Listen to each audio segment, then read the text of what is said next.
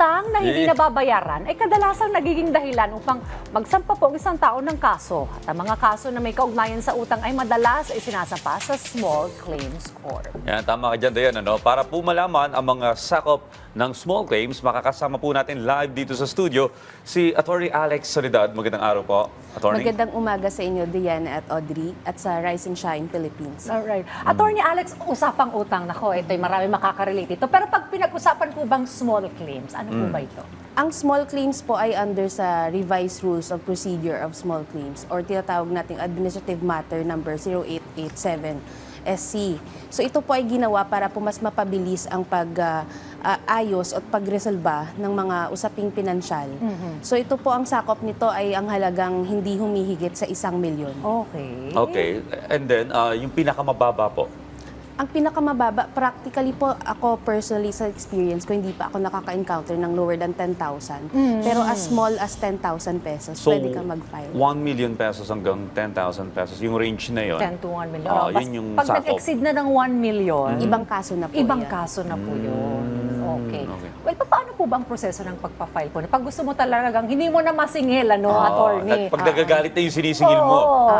Paano bang proseso ng pagpa-file na to? Ang pagpa-file po ng small claims, nagsisimula po yan sa isang demand letter. So, ang magrereklamo po ay magbibigay ng demand letter sa kanyang gustong ireklamo or sa tao na mayroong utang sa kanya.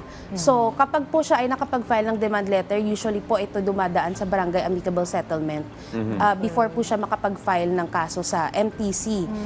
Sa level po ng MTC, meron po tayong Metropolitan Trial Court, Municipal Trial Court, Municipal cities in municipal trial courts. So, dito po ang level na to, dito fina-file doon kapag hindi sosobra ng 1 milyon yung kanyang dinedemandang pera na nanggagaling po sa pagkakautang or base po ito sa isang kasunduan.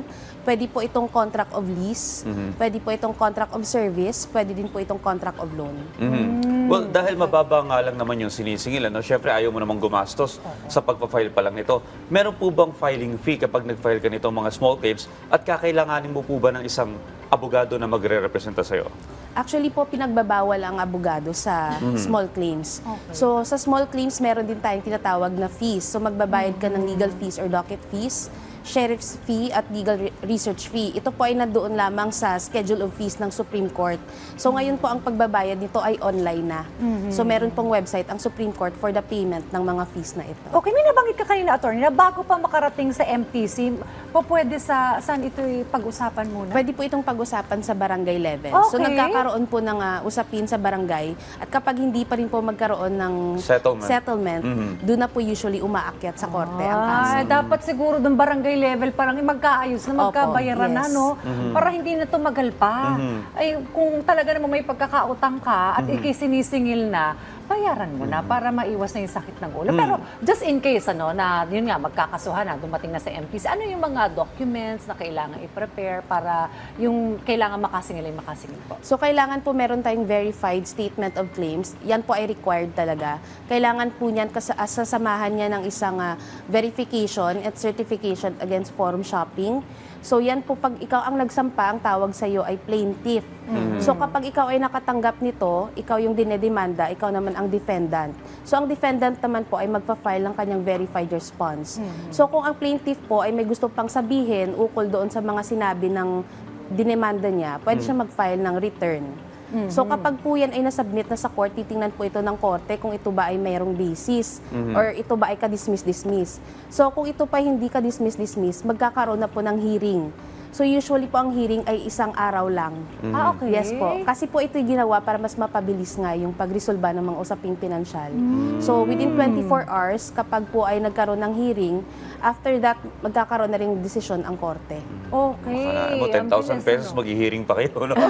Hindi, siguro kasi kung mga 200,000, malaki lang rin yan. Yes po. 300,000, Yun, mo malaki yun. palalampasin yan. Oo. Pero ito po yung question ko pagdating sa documents. Sa plaintiff po, doon sa may nagdedemanda, ano po yung kailangan niyang ihain na ebidensya? Halimbawa, paano kung pag walang kasunduan? Minsan may mga utang na verbal lang ang kasunduan. Yes, oo.